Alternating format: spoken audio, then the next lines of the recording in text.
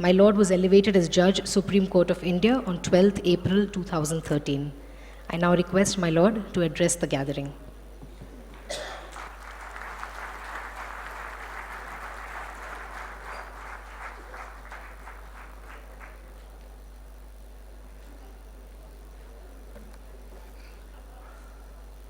Good evening to you all. My esteemed colleague Justice Uday Lalit, my former esteemed colleague Justice Kanade, Justice Bhushan Gavai, Senior Administrative Judge at Nagpur, Shri Sunil Manohar, Advocate General Maharashtra, Shri Anil Singh, Additional Solicitor General of India, Shri Manan Kumar Mishra, Chairman, Bar Council of India, Shri Asif Qureshi, Chairman, Bar Council, Maharashtra and Goa, Shri Barwan Zadav, Vice Chairman, Bar Council, Maharashtra and Goa, Sarvashri Satish Deshmukh, Pramod Patil, Babu Singh Gandhi, Moti Singh Mohta, Vasant Sarunke, Ashok Patil, Milind Thobde, Avinash Bhide, Aniruddha Chaube, Jayant Jayabhave, Anil Govardipe, Pitthal Konde Deshmukh, Vipin Bendre, Ahmad Khan Pathan, Ashish Deshmukh, Uday Varunjikar, Nitin Chaudhary, that is members of the Bar Council of Maharashtra and Goa, the Honorable Judges of the Bombay High Court, Srimati Naik, Justice Dharmadhikari, Justice Varaye, Justice Ravi Deshpande, Justice Shukre, Justice Deshmukh, Justice Haq, Justice Sambre, the Advocate General Chhattisgarh, Shri Gilda, the Government Peeda Nagpur, Srimati Dangre, former judges, Justice Sirpurkar, and I refer to his Lordship, Justice Sirpurkar, also on behalf of my esteemed brother Justice Lalit, who omitted mentioning him, on his instructions. Justice R.J. Deshpande, Justice Rohi, Senior Advocate Shri K. Deshpande, the President and Secretary of the High Court Bar, Shri Arun Patil and Shri Bhutra, members of the subordinate judiciary, honorable members of the bar, my dear friends and members of the media. It is indeed a privilege to be here for this State Lawyers Conference 2015. The Bar Council of Maharashtra indeed deserves heartiest congratulations for organizing such a conference on legal education, professional vision, the need of the hour. The two working sessions, headed by experienced judges with eminent speakers, promise to greatly benefit not only the participants, but all those who take benefit from the measures which are adopted. I have been asked to speak about attracting talent to the legal profession. And this, I don't know why I said yes, but I find this a very difficult topic. Because some may want to be part of the intellectual and political elite. At the Republic Day parade this year, when the chief guest, the American president, alighted from his car, I heard a son ask his father, "Is he not a lawyer?" And the answer was yes. There are innumerable examples in our country, both pre-independence and post. It is impossible to take all the names. But I will take some names which will show the range. The great variety of talent, the range of talent that is attracted. Amongst the moderates were Dadabhai Nauroji, Surendranath Banerjee, Madan Mohan Malviya, and Motilal Nehru. Among the extremists were Bal Gangadhar Tilak, Shri Rajgopalachari, and Lala Lajpat Rai. Those who fought the British tooth and nail in court were Deshbandhu C.R. Das, Saifuddin Kichlu. Gandhiji himself joined the movement on his return from South Africa and was joined by distinguished freedom fighters like Sardar Vallabhbhai Patel, Vittalbhai Patel, Bhulabhai Desai, and Tej Bahadur Sapru. Upon independence, the Constituent Assembly was headed by Dr. Rajendra Prasad as its president. I am talking only of lawyers. Dr. B.R. Ambedkar, India's first law minister, was appointed as chairman of the drafting committee. The lawyers who became presidents of India were Dr. Rajendra Prasad,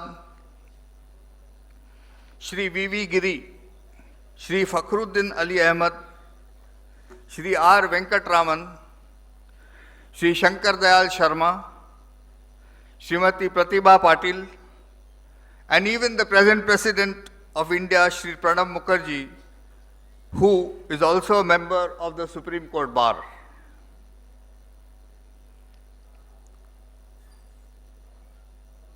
Nobody knows exactly how, but being a lawyer seems to have a mysterious way of leading people to the highest positions in leadership. You must take time to read the fine autobiographies they have left behind, and I leave the value judgment of this attraction to you. There is another interesting thing I discovered, which I had not thought of in this context, but I thought I would share with you. You know, jurisprudence has been called the science of all sciences.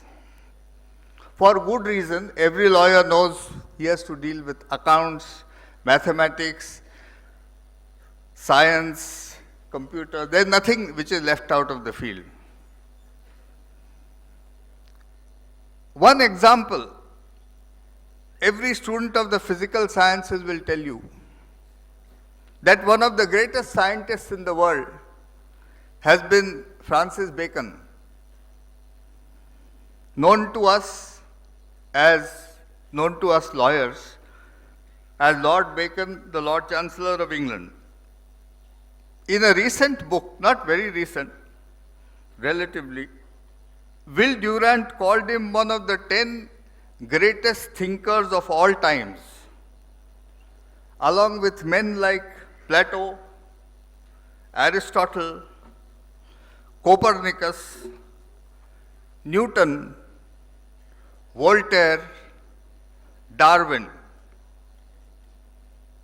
Imagine the elite group he belonged to.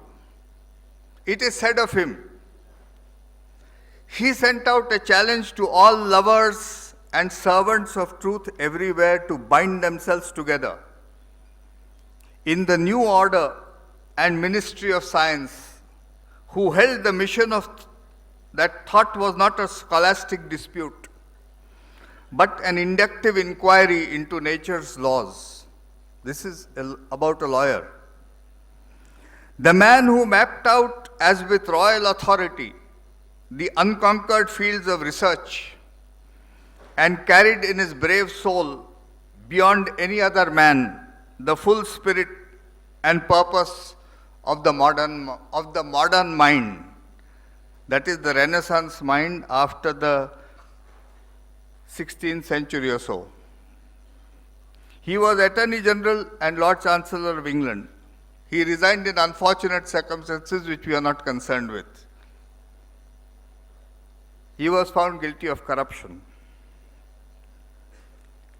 I dare say that the fundamental method of thinking, which is applicable to all sciences, is taught by the methods of jurisprudence. This, I would submit, would be the greatest attraction to law. Those of us who do not feel the passion and excitement of learning and mastering the science of all sciences may ignore this example. A lot remains undone, as some of the speakers have rightly pointed out. The growth demands the growth of jurisprudence suited to the needs, new forms of intellectual property, nuclear technology, advances in medicine, new methods of communication, the space race. Those who are interested in property laws may start thinking of how they are going to divide plots on the moon. And this is not a joke.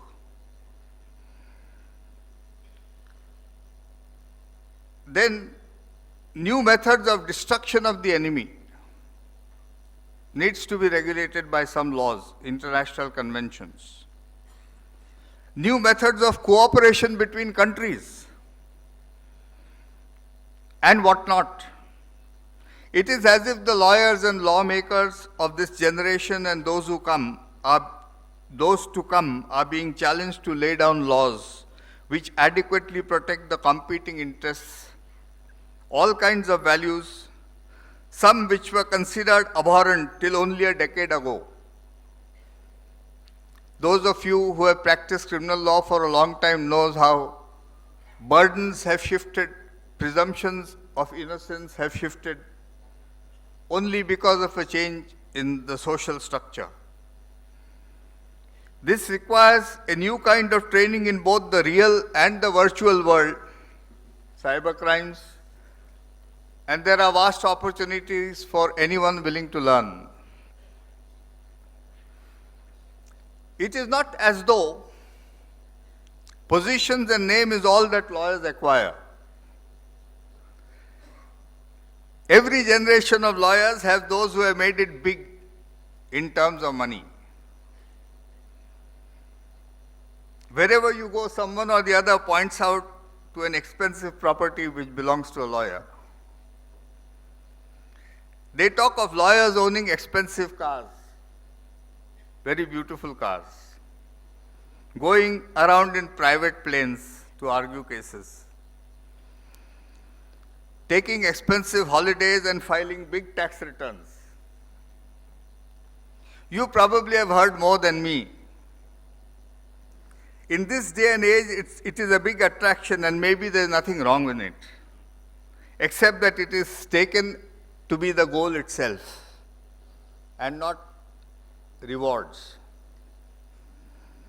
You will discover on a little reflection, and I find this a little awkward saying this in the presence of people with much greater experience than me, that if you study the lives of great lawyers and judges, it is a sense of service to society which drove them to great heights, in spite of insurmountable difficulties.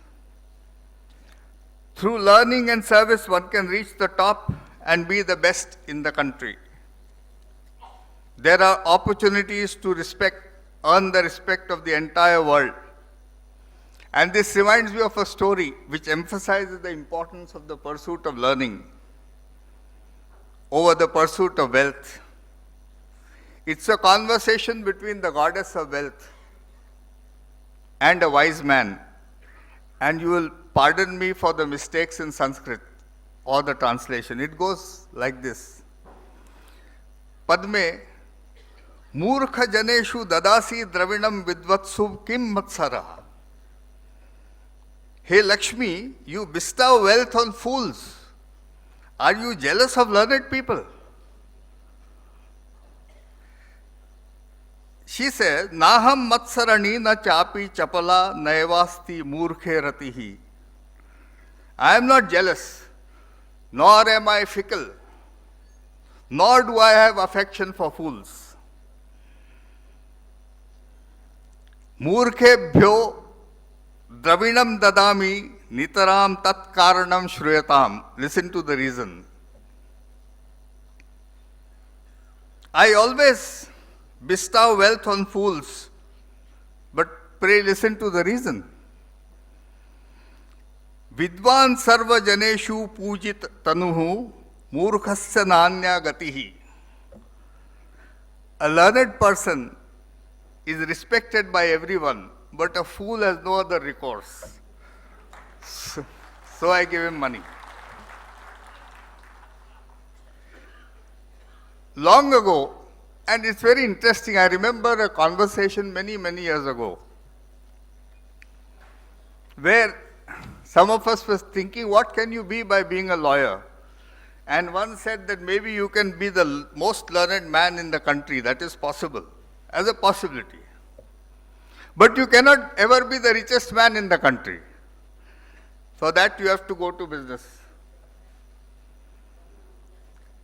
So this is the priority. The final choice will always be yours.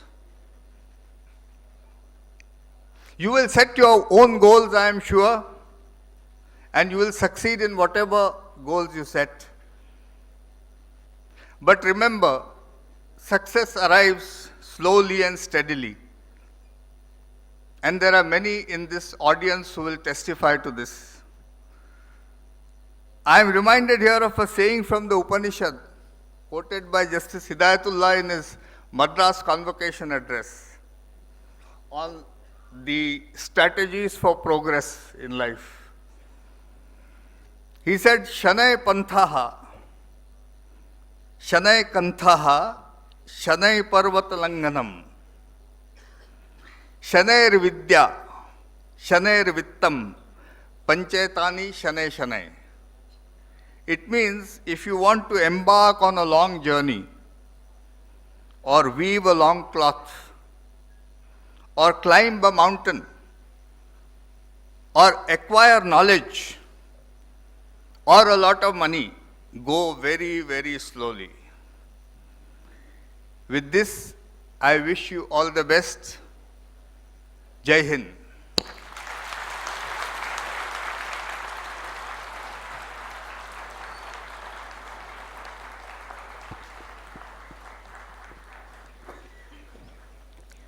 Thank you, my Lord, and we hope that all of us, under your guidance, succeed in the